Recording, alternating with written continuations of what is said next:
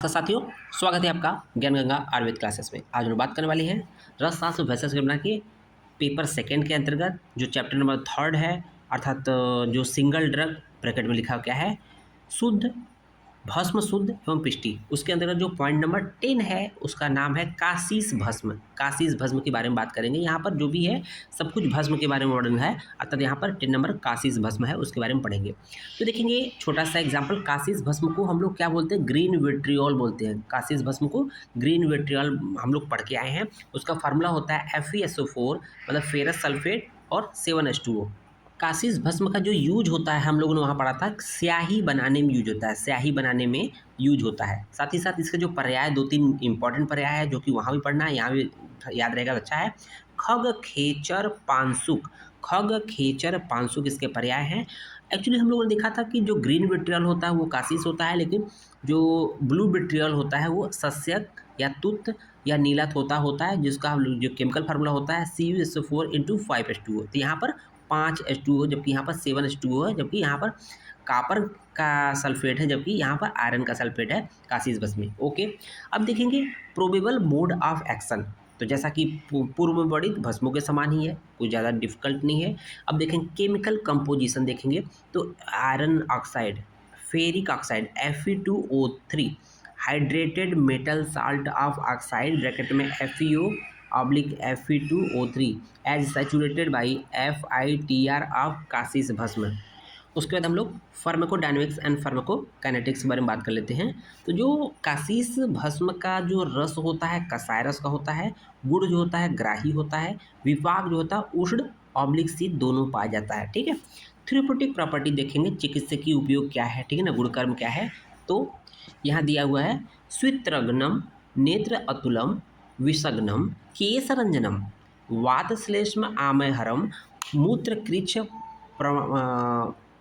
प्रडाशनम प्रडअशनम, कंडु पांडु कृमिघ्नश्च, रक्तसंजननम परम, रक्त प्रवर्तकम, बल्यम ज्वरग्नम, प्लीहानाशनम, बाह्य प्रयोगी विज्ञेयम, संकोच करम परम। ये रस्तरंगड़ी का रेफरेंस है बच्चों, वेरी वेरी इंपॉर्टेंट है, इसको ध्यान से देखिए। एक पॉइंट देखेंगे, स्वित्रग्नम, स्वित्र किसको बोलते हैं, ल्यूकोडर्मा को। तो ल्यूकोडर्मा का नाश करने वाला, घन मतलब समाप्त करने वाला होता है।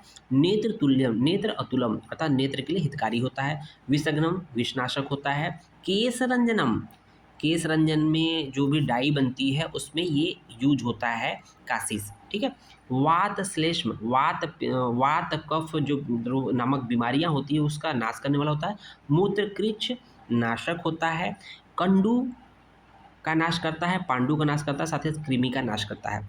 रक्त संजननम, तो रक्त की वृद्धि करता है, रक्त का निर्माण करता है, इसकी सहायता से रक्त में वृद्धि होती है। क्यों? क्योंकि इसका जो केमिकल फार्मूला है Fe, आयरन होता है। आयरन आप देखते हैं आयरन टॉनिक है, तो आयरन टॉनिक के रूप में यूज होता है, चूर्ण के रूप में। ओके, रक्त प्रवर्तकम, रक्त का प्रवर्त करता है। तो आप लोगों ने सुना होगा बहुत सी महिलाएं ऐसी होती है जिनमें एनीमिक होने की वजह से या कुछ अन्य कारणों की वजह से जो है उनमें जो मेंस्ट्रुअल ब्लड या जो एक तरह से प्रेगनेंसी में समस्या आती है या मेंसेस के दौरान जो एक तरह से पेन होता है, ब्लीडिंग बहुत कम होता है ना, जो हर एक माह होता है। ठीक है, तो वो उसको सही करने के लिए आप लोगों ने पढ़ा होगा रजह प्रवर्तनी वटी, नाम सुना होगा।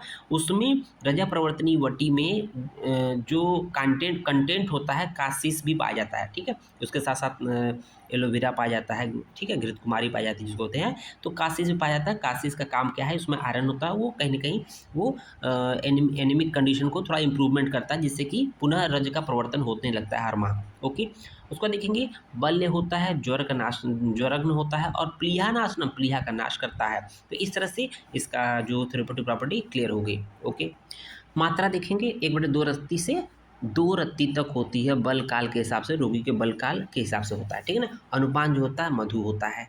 सेवन काल जो है प्रातः काल सायंकाल होता है। काल मर्यादा की बात करते हैं तो काल मर्यादा को के लिए बोला गया है कि धतुर बीज प्लस गुंजा बीज चूर्ण, धतुर बीज प्लस गुंजा बीज चूर्ण के साथ काशीस भस्म को जब प्रयोग करते हैं तो कैसे प्रयोग करेंगे, लेप बना लेंगे। इन तीनों का लेप बनाकर 2 माह तक प्रयोग करने से स्वित्र रोग का नाश हो जाता है, मतलब ल्यूकोडर्मा का नाश हो जाता है। इसका मतलब कि 2 माह तक प्रयोग कर सकते हैं ल्यूकोडर्मा के केस में, ठीक है ना।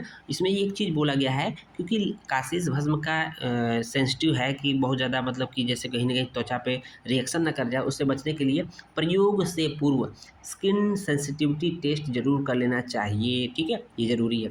देखिए रिसर्च अपडेट की बात करते हैं। Kasis bhasma was found non toxic safer when it is compare to shodhit kasis, ठीक है ना। ये जब शोधित कासीस होता है तो इसमें ये पाया जाता है शुद्ध कासीस जिसको कहते हैं। It can be administered at a control dose to affect therapeutic property. Okay, clinical evidence देख लेते हैं। तो फिर कहीं ना कहीं कासीस में आयरन होता है, तो आयरन से संबंधित जो बात कहेंगे, study done by Patel Bhavesh at all, it was observe that in the patient of Pandu, Pandu means जो एक एनीमिक वाली कंडीशन थी, एनीमिया के पेशेंट थे, ठीक है। Patient of pandu means anaemia, kasis bhasma gives slightly more symptomatic relief when it is compared to